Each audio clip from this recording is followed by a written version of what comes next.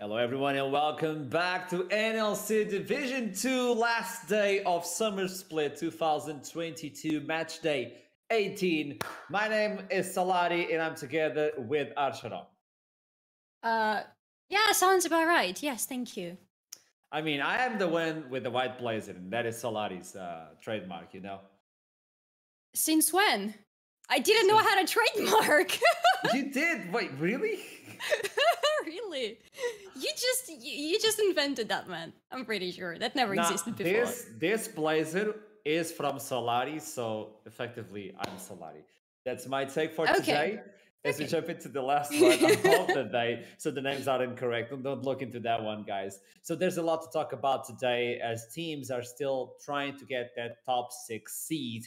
We have a few teams that are struggling to get the top 6, others that are trying to get the top 2, which is really powerful in terms of seeding, and we'll talk about that a little bit later, and even top 4. As we see, Natives is locked in first seed, but then we have the question, can Rate Gaming jump into second seed? Guarp Gaming are still fighting versus Rising Dawn Esports today to make sure they can be on the top 6, and there's a big fight between the 3rd and the 4th seed, which is quite important. Now I'll let you know about how this works. Top 2 will go into playoffs for winners semifinals, or the winners finals in all due respect. And that means they jump one game ahead. Whoever wins jumps in straight into the finals of the entire split. The one who loses goes into losers finals. The top 3, which means the 3rd seed, will be able to pick one team between the 5th and the 6th seed, while the 4th one will take the remaining team. So why is it important? For the top 2, it allows you to jump in really fast and look into relegations, maybe getting those points, which is really important. For the top 3, will allow you to pick one of the bottom teams, and that at least gives you some sort of mental advantage, because on Spring Split, it didn't quite work that way. Yeah, I mean, in Spring Split, so many things actually did not work the way people thought they would, which made everything even more interesting. And this is exactly what I expect from today, because so many things to fight for. But at the same time, yeah, the 2nd and the 3rd seed are very important to fight for, right? You want to try to get to the 2nd one, but I'm looking lower at the table, as I always do, because all the fun always happens there a little bit lower than those top spots, because top spots are secured, right? You know already that you're getting into the playoffs, you're fine, you're settled down. But there are some teams that still don't know. There is still that uncertainty for them, and today is the last day where they can try to get out. So let's jump in and show you all what games are we having today. It's going to be the open up with London United versus Garp, Rate versus Rising Dawn, Lucent versus Monster Rugby Gaming, Unique versus Natives, and Domino will take on Lightside. The first 2 games are the most important of the day. If Garp wins this one, they put themselves in a position where they can take away the seed from Rising Dawn. And then Rate has to win this game if they still want to fight for the top seed, which means if Rate wins, they take out Rising Dawn if Garp wins. So there's a lot into question, by the way. But if Garp loses or Rising Dawn wins, it means that Rising Dawn gets locked into playoffs. And then the last one, where Lightside will be playing as well. And this is important for Lightside because they want to secure themselves the 2nd seed. But it depends as well on the Rate Gaming game as well. There's a lot in for the first 2, and we'll digest it as we go along through the day. Any surprises for you, Solari? What are you expecting for today? No surprises. At least yet, because I know there are going to be surprises, but I have my eyes set on Guarp Gaming, to be honest, so on the first game of the day as well. This is the team I saw in the relegations when I was casting their games, and especially in the finals of the relegation, where all of a sudden they got some beautiful wins for themselves. They got in the summer split, and right now, look at this team. They might actually get further and go into the playoffs. That's going to be a major glow up for them. It's going to be huge for this fairly new team, and I'm trying to be, very non-biased, but I kind of want some good things for them to happen. Okay, I mean, they're kind of spicy and they're most unpredictable team to play against. So London United, they are currently on the last place of the league. They're looking into relegations as well. This is a complicated situation for them, but it's really important for Garp. This could be their opportunity to jump into 2nd division, get themselves in the playoffs standings, and then on the best of 5, I believe that's where they shine. At least that's where they Yeah. shined before on Division 3 to Division 2. There was a lot of confusion and a lot of unpredictability as well.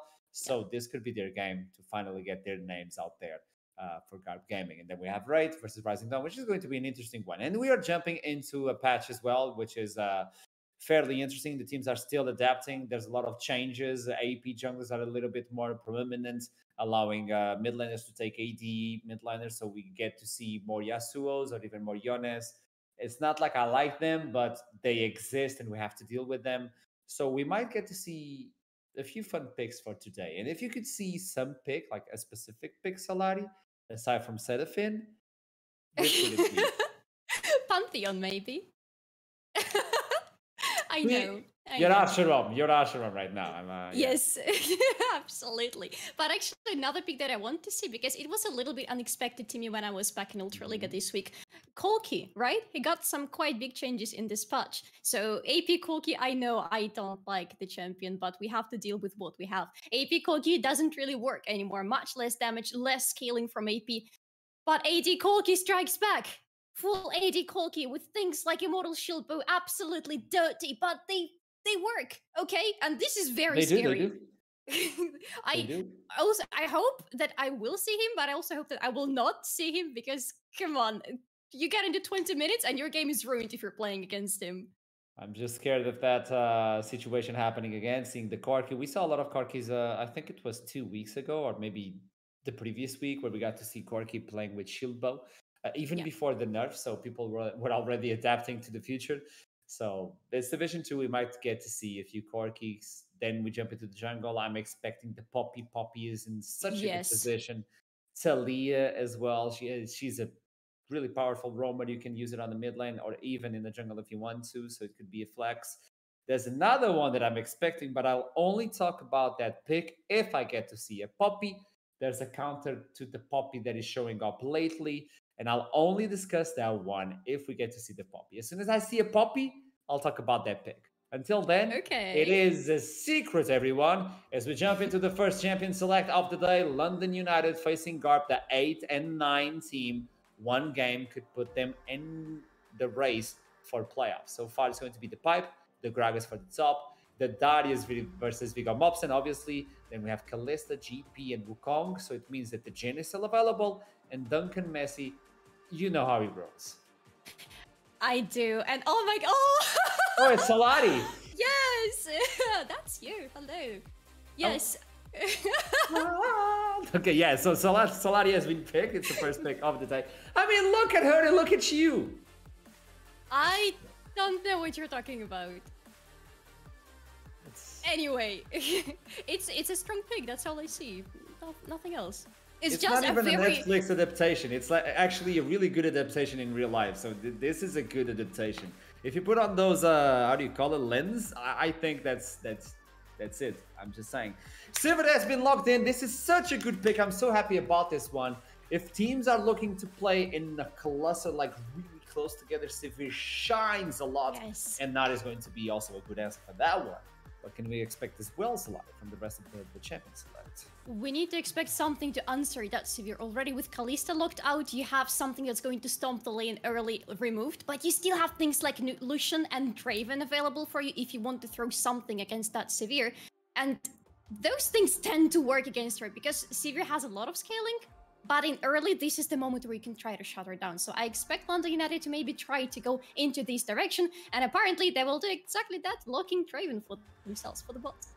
There's still a flex on the Seraphine, and they take the flex away as Silas is also locked in. You have the ultimate from the Sivir, the Gnar as well, so that is a good one.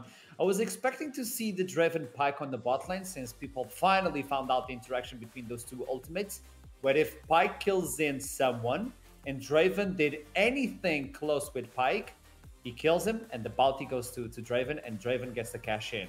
So, yeah, Draven doesn't even need to hit the person. He just needs to heal. If you click on the summoner spell, you get the cash in. So that's I don't know how I feel about it. Rumble in the jungle, quite possibly, actually. I mean, Why not? Why not? You take it, you see how it works. It's going to be very productive for you in the team fights. And we already have a team fight set up already there for Guarp with Severe, with Gna, who will want to go into those fights in the mid game. And Rumble, we want to do exactly that. We have already very strong ultimates available there. So the second phase is going to be focused on the supports on one side, because you have Buzzy playing the Seraphine on the other side. Obviously, they want to take down Wolju on the jungle. It is going to be the Volibear, the first one. Wukong is also banned, so those preeminent picks are being removed from the table. And we know Algalem can be really fast. So if we have a Rumble in the jungle, if this ends up being a Rumble in the jungle, this could be on the mid lane to face up versus Sylas. But again, giving an equalizer to Sylas is also a dangerous one. Xin Zhao as well being removed. Oh. They have to dive really deep in the champion pool if they want to get a jungle to this one. But if Rumble goes to the jungle, it means we could see an AD for Nuggets. I am seeing those bounce of junglers from Guarp. Those are again things that want to be active in the early game. So good bounce there to make sure that you're securing your lanes already. But what else is left there is actually a lot of things. Volibear has been nerfed in this patch, so he's a little bit, lower in the priority list. But he still have things like Udyr that I don't like, but come on, he just works. And many others, but let's see what's going to be there, because we're continuing with the supports from the side of London United. Lulu is going to join the fray. Sivir works ridiculously well with the Enchanters, but things like Yumi are still available for her. Things like Kama could work nicely there. Try to make sure that she just survives through the laning phase, because it's not going to be an easy one for her.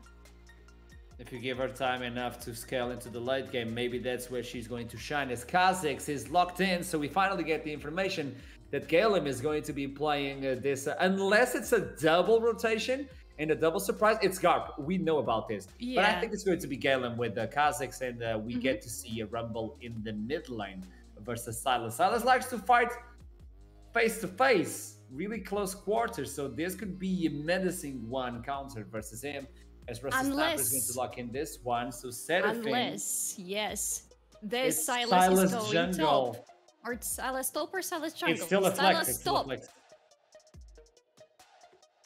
We've seen Sylas support, yeah. The production brought that one.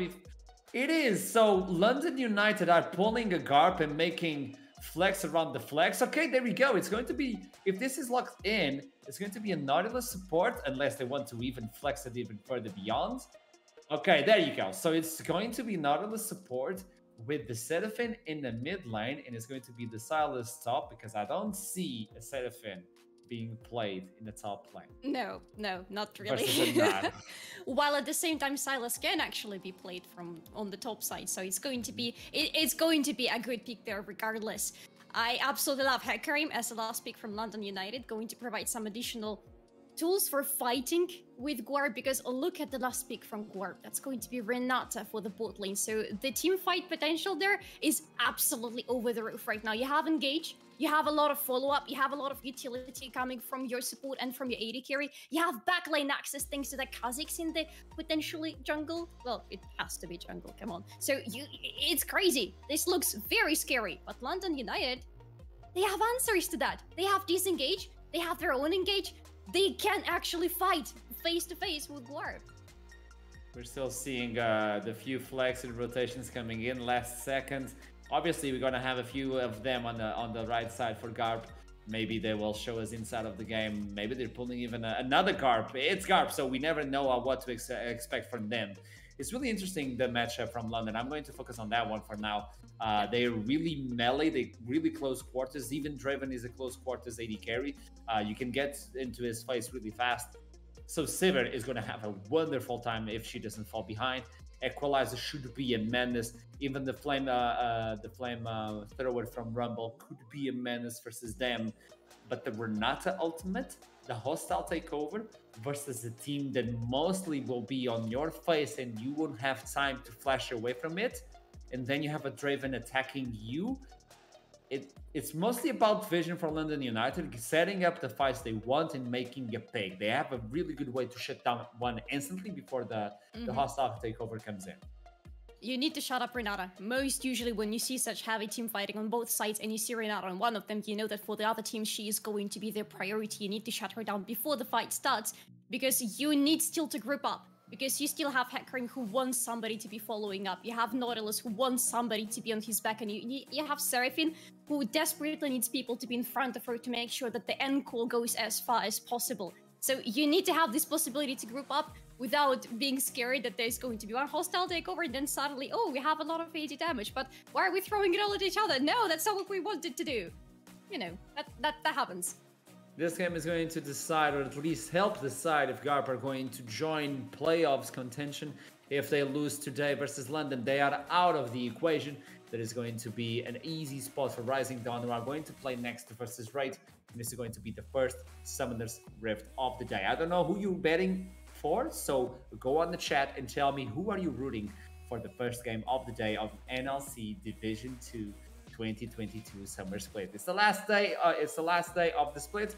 We already had the last one for NLC Division 1 yesterday on Wednesday, and Monday we start with playoffs for Division 2. It's going to take a little bit while because we still need to see if there's any sort of tiebreakers, because we might get tiebreakers today and we'll have to play it on the, I think it's going to be on the weekend if we do end up with a few tiebreakers.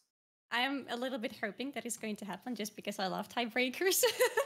They're so nerve-wracking and they tend to be very bloody, so, you know. You're so chaotic. You are chaos incarnated. Welcome back to the game as we finally get... Whoa. Okay, Fred Spaghetti is going to be piloting the Sivir, as Drunken Messi is going to be on the Kazakhs, and Galem will be on the mid lane. Okay. Not the first time I believe I'm seeing Guarp doing something like that, just changing whoever, wherever it goes. But, well, if they think that this is going to work for them, good for them. Now, let's have a look around the players maybe, because I'm looking at the keystones very quickly. I'm seeing that open spellbook for Seraphine, something I don't usually see on her, to be honest. But apart from that, it's nothing unusual. I don't think there's anything popping off aside from that first strike for Rumble, but the problem is you're facing a Seraphine. I don't think you'll be able to proc it early. It's mostly about team fights. If you get a really good equalizer on the choke point with the hostile takeover, with the ultimate from Gnar, which is Gnar, effectively the name, that will be a tremendous amount of damage and cash flow, as Galem is going to be the one proccing instantly. That's 17 gold. That's a ranged minion. That is very bold, to say the least. You know that on the lane you're going to have some problems because Seraphine has a lot of range, even for a ranged champion. So you just go in, you take that gold, and you're very happy with that. And she cannot really answer to you because she's just level 1. She cannot really prop any stun on you, not to stun the root.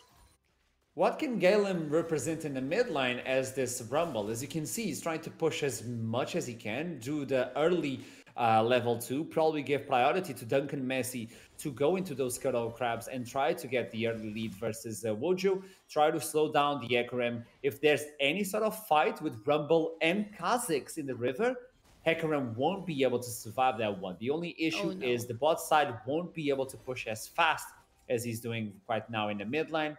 And even though Sarge is being bullied on the mid lane, he's doing a good job at holding the lane where it is. So maybe he can rotate and help. And the plan of getting that first early push, it's not going to be as easy as Galem thinks it's going to be. Look at the HP. She's just singing. She got level 3 before him, so she used this opportunity to just go on him, knowing that now she has the shield and the heal, should something go wrong for her, implying quite a lot of damage on him. So it's not going to be easy going on between levels 3 and level 6 for Galem. Not at least as easy as it started for him. And yeah, you were talking about the bot lane. I have my eyes there. I'm looking at them up. This is what you expect to see from such a bot lane, right? Yes, you should be scared of Renata because the handshake is very scary and this can allow Sivir to go in and imply quite a lot of damage on you. But on the other hand, you have Draven, who you know is going to be constantly pushing because this is the nature of the champion. He's going to be constantly proccing those axes and pushing forward, and the lane is going to be pushed into you. And you're, on the other hand, also scared to reply to that because there is that Nautilus with the Glacial Augment. The moment he sees an opportunity, he goes onto you, and it can easily be an early kill for Draven, and you don't want to give him early kills. This is an early tier as well in favor of Sarge, so this Seraphine is uncontested on the mid lane.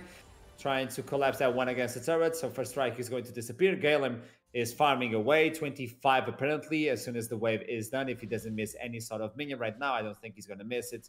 And this allows Duncan and Messi to go into the top side, do those little crogs, and maybe try to give some support either to the top side or go to the bot side. Talking about going to the bot side, this double control, which will allow Buzzy to go in. Here comes instantly the slowdown. Nugget is in trouble. The Guardian has been procced as well, and the hostile takeover is not even there. It's level 3. I was thinking about the handshake. It's not even needed. The bailout is used so he can get the movement speed to run away. They only use the Ignite and the Flash from a support that has the Extra Flash, so it's not the worst that could happen. No, and they took away too some of the spells from Guarp bot lane, so there is no Flash available right now for that Renata, so you can try to go again onto her next time you see an opportunity. And no Exhaust, I believe, in my blind eyes are not lying to me. Yeah, that's an Exhaust on Sivir, also used. Thank you very much, Reed. So you have -2 summoners on bot, which means you can be even more aggressive right now, knowing that they will have really hard time replying to you, unless there is some attention from the jungle, and it really looks like a high time for Duck and Messi to start paying attention to the bot side of the jungle, because first of all, Dragon's coming up right now, and secondly, your bot lane is really suffering. It's going to be an excess, so it's really important to take control of that one. Buzzy will probably try to channel that extra flash, but they know Duncan Messi is around the mid line, because he used that sweeping lens, so the ward was deactivated, and that's an instant no-no for Buzzy to go back into his line. Top lane, there's a little bit of a struggle right there. Bear 3 will try to push Viggo Mobson away, but that dot and shield will probably provide him with enough sustain to stay on the lane. Fleet footwork is also available, and he has the TP to probably go back. He brought in the Cull, so that is a risky buy, but he knows this game is about scaling. We have the tiered on the Hecarim, we have the tiered on the Seraphine. And this is allowing Guarp that even though they had that early prior on lanes, to scale for the late game. So this is a good way to, well, at least try to hide away the fact that later on in the game, things wouldn't be as easy as they seemed. Sorcerer Shoes instantly for Galen. He's on level 6. Equalizer should be the play for Guarp, right? Yep.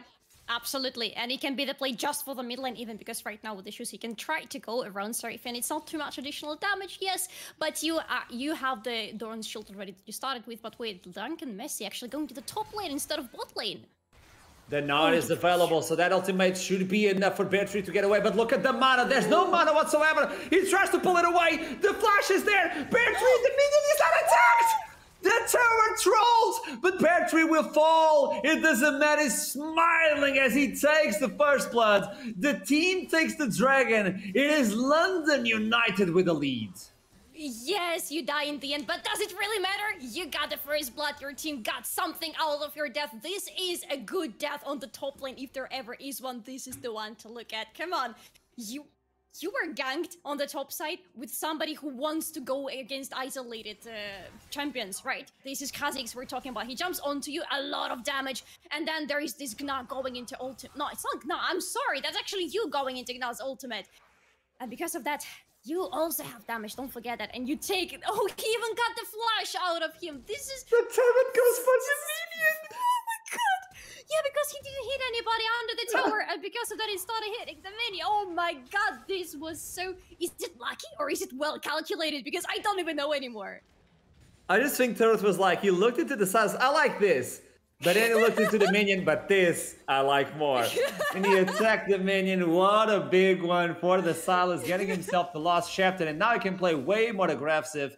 Viggo Mobson doesn't have access to his ultimate, so this means that Bear 3 can bully him for a little while. Kindle Gem is already there, applying that ability haste for the Gnar, so ultimates will be a little bit easier to bring up. The cooldown is not that big to begin with. That is a good one. Now, looking into the other lanes, because that was the first attempt from Duncan Messi. Didn't quite work out for them the way they wanted. It should be an easy one, but apparently Bear 3 had different plans. Galen with Sorcerer's Shoes. Still no equalizer so far. But also Hecarim is farming away. Look at the speed from that Hecarim just farming away. Ooh, he is far ahead. Oh my god, this is very scary. He is starting to snowball already. But... right now, Sark is in danger. He is in a very bad situation because Equalizer is still there. Oh. Flash is available. He used it too soon. Here comes the axe. He doesn't get the kill, but probably if this comes back, no, way too late. It's going to be a 1-for-1 in the end. No, it's not. It's going to be a double for Wuju. as Rusty Snapper was trying to cash in on those adoration stacks. He couldn't quite get them in. But yet again, Guarp forced a fight, and London come out on top of it. This is looking problematic right now, because look at Hakarim. 2 kills already after that double kill, already having 150 gold bounty on his head. Right now, he's going to dominate the jungle, and what's more important, he's going to dominate team fights or any fights pretty early on in the game, which means right now, there is a lot of pressure on the lanes. They know that at any moment, this Hakarim can come on top of them, and he's so far ahead compared to Guarp's jungle. This is scary. If he comes to your lane, there is a high chance that you are going down. On the bot side, it's still that adoration stock facing each other versus the Sivir. Sivir is trying to scale into the late game. It's also one of those few games where we get to see Fred Spaghetti on something else. Can we look into the adoration stakes on the Rusty Sniper to understand how Draven is right now? 165. It's still not really high, but remember, the ultimate stacks with adoration stacks. So for the execute, it could be there. It could be there, and the cash in would be tremendous for him. Giving another lead for London United should be enough to put them on a good position to take away the dream from Guarp. He just needs to be the sniper. He needs to live up to his name and make sure that the Whirling Death is going to connect next time. And yes, next time, when it does, it's going to be big for him. And it's going to be bad for Guarp as well. Because right now, they already have some things to be very worried about. But Draven is the thing that snowballs extremely easily. You don't want to give him any lead in the early game. But speaking about that, actually, early game is not going too bad for Guarp's bot lane. Yes, you're constantly being pushed in. You cannot really try to fight for the priority on the bot lane. But you're not giving away the kills to Draven, and this is already pretty important to you. Galen is farming as well. He's the first one to get into those 3 digits farm at 10 minutes 46. It means that Rumble hasn't been punished by the melee versus range matchup. It's quite hard to punish as a Rumble if you don't have that sort of range. Even though you have the Q and the E, that should be enough to poke a little bit of Galen. But it's not that easy. He also runs into you when he's overheated or mid-heat to get that extra movement speed with the scrap shield. That's why he's getting that sort of a lead. Let's see what iteming brings in, if he's going for magic penetration, if he's going for night harvest as well. There's a lot of builds to take into consideration on Galen. I don't think he's going to go for something with a lost chapter. I think he needs that penetration. He's one of the only, he's the only member with that magic damage. So he needs to be the one dealing the most AoE. Yeah, he needs to build up something heavy, and honestly, Night Harvester looks very nice as an item for him, because most probably the team fights are going to be either very quick and explosive, if those are just smaller fights, or if it's a team fight, they're going to be pretty extended, and this will be the perfect item to go into them. I'm also seeing the Dark Seal on him already, potentially going into the book later on is going to be very big, because again, the additional AP is going to help quite a lot.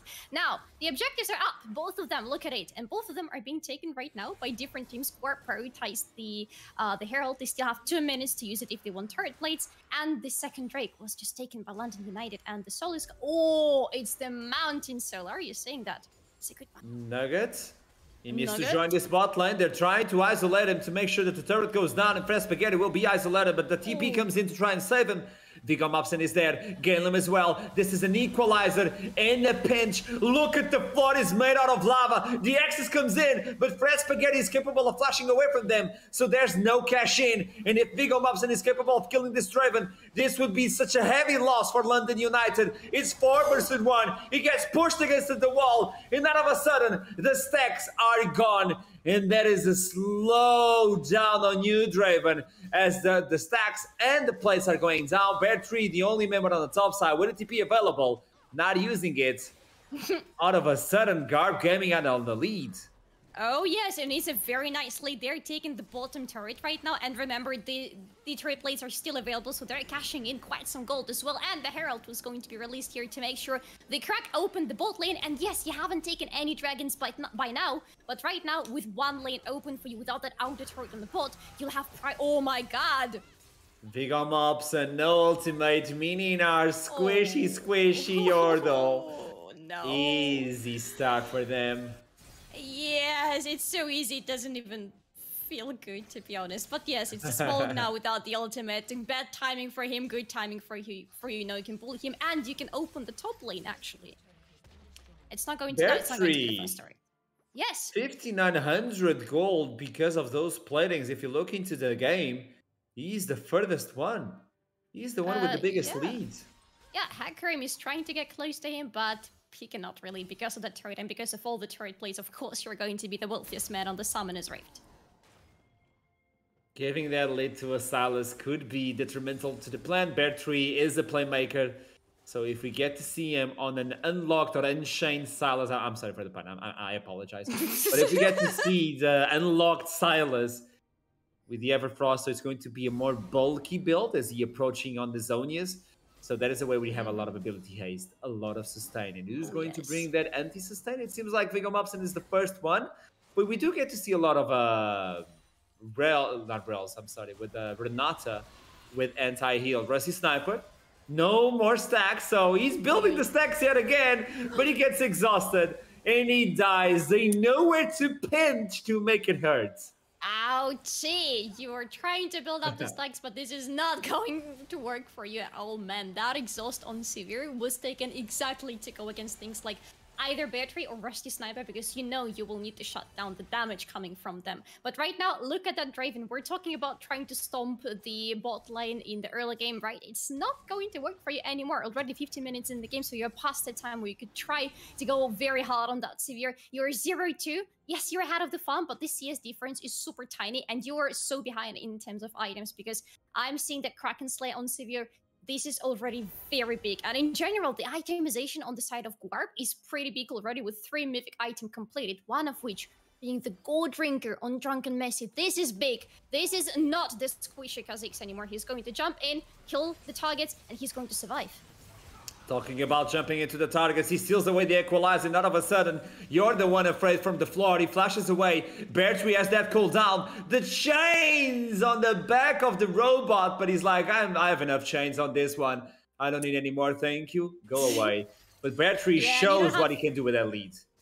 But he doesn't have any more minions under the turret, so it's not going to prioritize anybody else. He took some shots, he got to get away. The flashes, though, were used in the meantime. The Galim used his own, so you know that it's going to be a bit easier for you, even though he's running with that Hextech Rocket Ball, so he has this additional dash. If he decides to go into you with the Equalizer, still something to be very wary of. Now, the Dragon is coming up very soon, 45 seconds, and the Mountain Drake, the first Mountain Drake of the game, is going to be up. A very, very nice Dragon to stack up, and Guarp can actually stack 4 of them on top of each other. That's a lot of armor and magic resist that you will probably need going into those fights.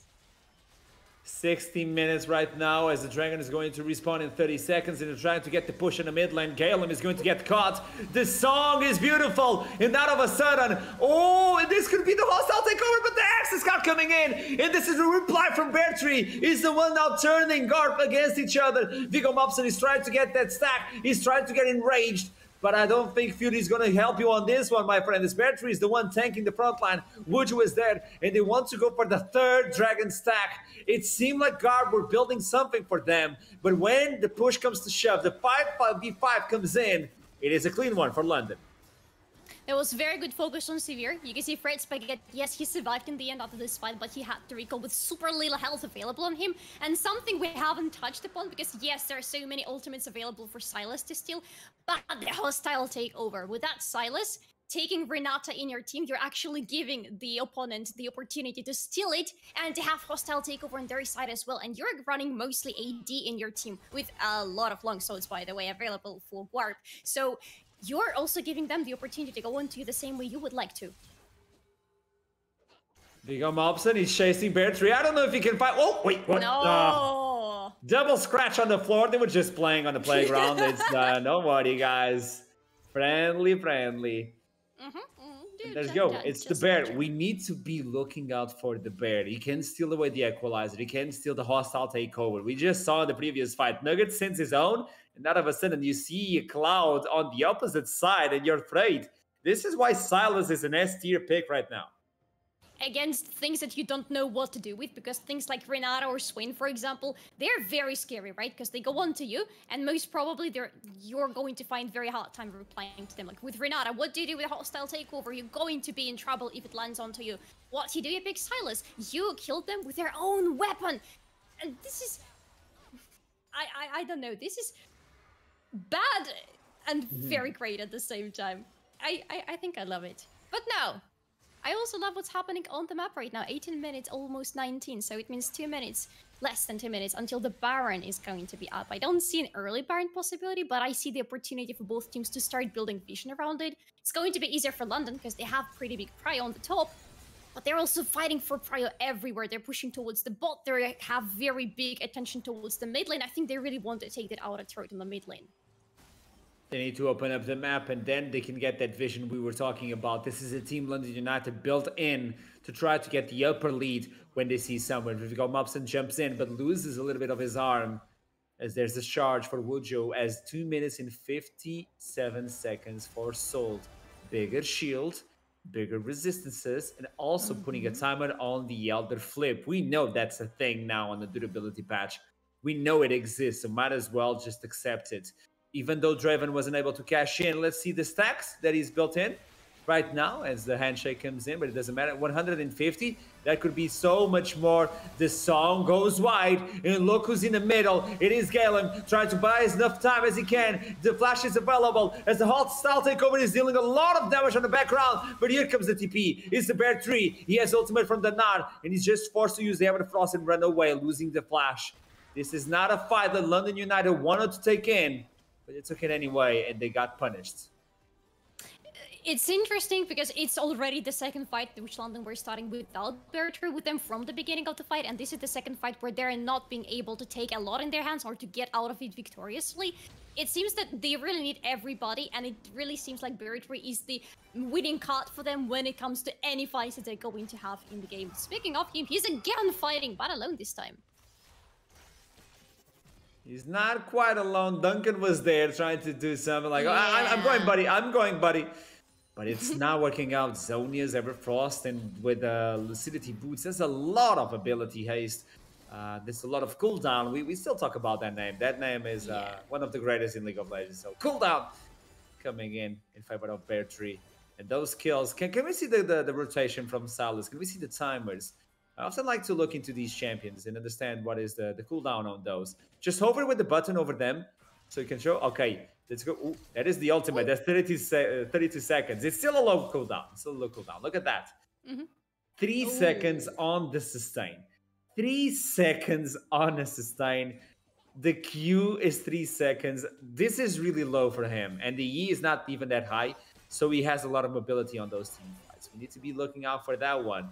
But Galen could make a difference in the team fight. It has to be on the choke point, and they have to bait in Seraphins. Because even though you want to fight on the choke point, you have the Nard, you have the Rumble and the Severe, and even the hostile takeover. You look into the other side, you have the access from the Draven. You have Seraphine, and you have Bear Tree that can steal away any ultimate and make a choke point against you.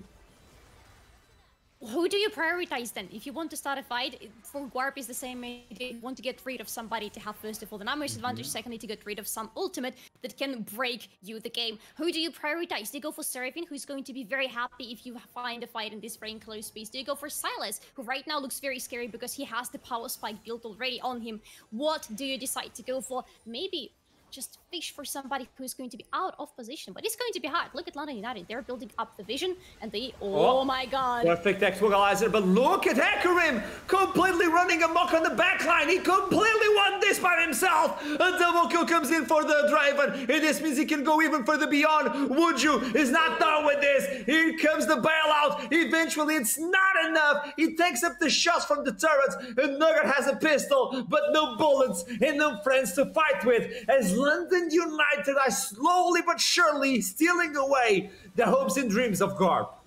Okay, this is almost an ace. Almost everybody from Guarp is dead. What do you do right now as London United? You go for the objectives. Draven can take already that dragon by himself, and for you, the Baron is going to be very, very important. You deny the objective bounty, and you take something that's going to allow you to push further. This outer turret on the mid lane still stands, so this is a very big priority right now. Crack it open to make sure you have access everywhere else on the map.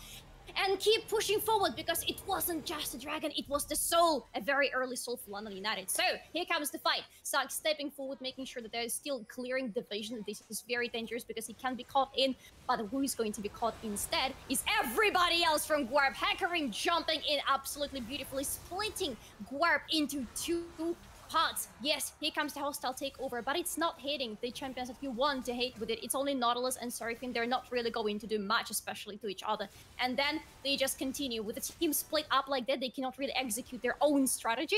And you pick them one by one as London United. And you finally come out of the fight super victoriously. They're now able to take down that turret in the mid lane. That has been the dream and achieved finally. Almost 10,000 on the top, 10,000 in the jungle, 10,000 in the Draven. He was behind by a lot. Only 2 kills. The cash in is more than enough to put him back on track. Vigor Mobson transforms himself into the Mega Gnar, but that's a mega retreat from Guarp. They can't fight this one. It was a perfect positioning. And Woodju had a beautiful run into the backline. I cannot stress this enough. And now, Woodju, I mean, you did a good play. Don't ruin it. Don't take the picture, okay? Nope. He cannot die at the moment where you're praising him so much. This is going to be very unfair to you, actually. And he's not going to. Look at that. He's still alive. Everybody from London United is still alive. They have the bot lane completely open for them, which is very good because remember, it's still 4 minutes before the Eldrick is going to be up. And if you give that to Guarp, they might just take the game away from you. But oh my god, Bertree, you might find yourself in trouble here because everybody wants your blood. Oh, maybe not so much. You're running too far away. They want it, but they're like, can we take him with only 2 members? No, and if we lose one of them, out of a sudden it's a 5v4 and we have to go back. This is not working the way they intended. They wanted to bring something spicy, but out of the sudden they're the ones being served the spicy food. And it doesn't seem like they can handle this right now. The T2 on the top lane is also being chipped away.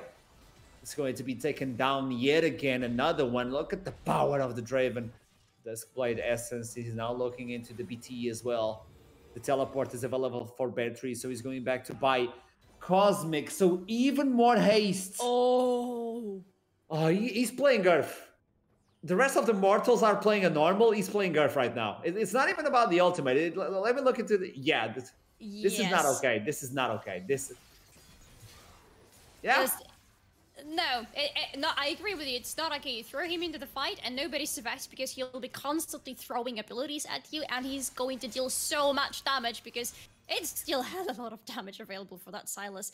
So, here is a big problem for Guarp, which also means that he has the opportunity to go and split push completely separated from the rest of the team. Because again, what are Guarp going to do with that? They cannot send one person to fight with him. It's going to be at least 2, and even then you might not be sure if you're getting out of that alive. So he is going to push through the top side. No more Baron buff is available for anybody at London United, but they keep pushing because the objectives are going to be up very soon. I'm looking at both. Oh, what a perfect ultimate from the Seraphine, but the hostile takeover is buying enough time. The bailout is not there in time, and they lose Fresh Spaghetti. They lose the AoE, and they now lose yet another one. Make it 3 out of a sudden. Finally, the horse goes down, but he was the one racing into the backline and bringing all that damage in. Bertree almost gets the Shane as only 2 members are forced to run away, scattered in the wind, like their chances of making playoffs. London United are going to play spoiler versus Guarp. They are stacking so much damage on top of each other. They have beautiful ways of engage. That encore from Seraphine was one of the most beautiful ones I've seen lately. Mostly because Seraphine is just getting banned all the time, but it doesn't matter. But also on top of that, you still have the pony who is providing you the very needed backline access because they're still prioritizing Severe very heavily in the team fights, and she goes down as one of the first in the team. And yes, there is still that Renata who's alive, right? There's still the hostile takeover being thrown at you, but it doesn't matter too much because at least one of your champions who can deal very much damage is already at the backline of the enemies, and he's going to kill them. Oof, this is big. London United are finding very big fights and winning them. Whenever you see something and you think they have the upper lead, out of a sudden they lose it. Sarge is capable of running away from the mini Gnar. The Mega Gnar ended way too soon. Vigor Mobson now is in peril. The chain doesn't quite connect. It's 3v1 right now. Let's see how long Bertree can hold on this one. Buzzy finally joins in. The Death Charge is going to buy more time, and the time is enough for Woodju to come in. Unstoppable onslaught. The ultimate from the Seraphine hits on 3 as the Sivert is still out of attacking, but it's still not enough damage. She's far far too behind. And now all of a sudden, the play that was shining on them is only one member running away. It's a Yordle with a robot, and a robot is saying SOS emergency. We need to win this one. But meanwhile, it's Sarge in the mid lane singing praises about how the last team is beating the one that wanted to go into playoffs. It's always about that last team, right? Looking at everybody above them and being like, yes, our dreams may be ruined, but we're going to ruin your dreams too. You're not getting any further. You're going down with us. This is apparently what they're saying right now, because look at the difference. 16-8. I love Guarp, but I'm not seeing a way that they're getting out of that. With the Elder Drake now being taken by London United, they have absolutely everything on the map in their hands right now. And that Nexus, that red Nexus on Guarp's base is going to be in their hands too. That should be it. That should be the last nail in the coffin. Let's see how the last hopes on the top line just disappeared. Vigo Mobson so close to get the Gnar, but not enough. Not happening. He's small. He's very bullyable, if it's the word. Guarp are doing a pretty smart thing here, going all in onto Berry Tree because are we having more fights? Oh, we're having the Baron. Okay, this is important. Lana United have taken the Baron. Drunken Messi, do you want to go for a steal? There is no more explosive thing available for you, so you can still try to jump. He can try to jump in. He has the ward. He sees what's going on. Not anymore. He knows the timer. He knows how things are going down. They're chasing for the Kazakhs. They finally found him. He uses the ultimate and bails out. He knows. He knows they will slow down. So he couldn't steal that one. Making sure you shoo him away from the Baron pit. He cannot go for a steal anymore. You have the Baron. You still control absolutely everything on the map. So it's time to control the enemy base as well. You have an inhibitor which is open for you. Go in and take it and take everybody else on the way. Yet again, here comes Wuju with the play deciding on this game. Here comes the access, but then they don't quite connect with the Sivir. Wuju wants to go in, but there's no follow-up. This could be detrimental to the plan. The shields are there. The sustain as well. Doesn't quite come clean. It's more than enough. And look at the backline. Bertree looking on Duncan Messi. The buff from the Elder is enough to start stacking. And even the bailout is not enough to bring them back. As Nugget will be the last one falling in. It's not a quadra, but it's an ace. And it's London United against all odds, taking down Guarp and taking down the dreams from the team that just joined Division 2 of making playoffs. London United versus the world, taking down Turret 1, taking down Turret 2, taking down the Nexus as well, and taking the first game of today. The day is beautiful today, and we're starting with such an explosive game. And London United 22-9 with a definitive win in their hands to end it all. 22-9. What a showcase of strength coming in from London. We saw some interesting things from Guarp, but they were not solid enough to deal with what London brought in. And we always say this. You brought it in the middle of the cast. The last teams can always play spoilers. And out of a sudden, well, it's almost secured the entire bracket out of a sudden on this first game. We still have the second one that is going to be decisive as well. But Guarp just a few inches behind, and it seemed really good on that early play where you saw 4v5 and out of a sudden Guarp got the lead and you're thinking, okay, they shut down the Draven, they got a few kills. Bertree is getting plates. Is that an issue? Nah, it should be fine. It wasn't. Nah, it wasn't. It was a 4v5 fight, and something we talked about, yes, with the Silas being not with the team. You can see his team actually going down in the fight, right? Because they're missing this very important chunk of damage and these ultimates from the enemy team.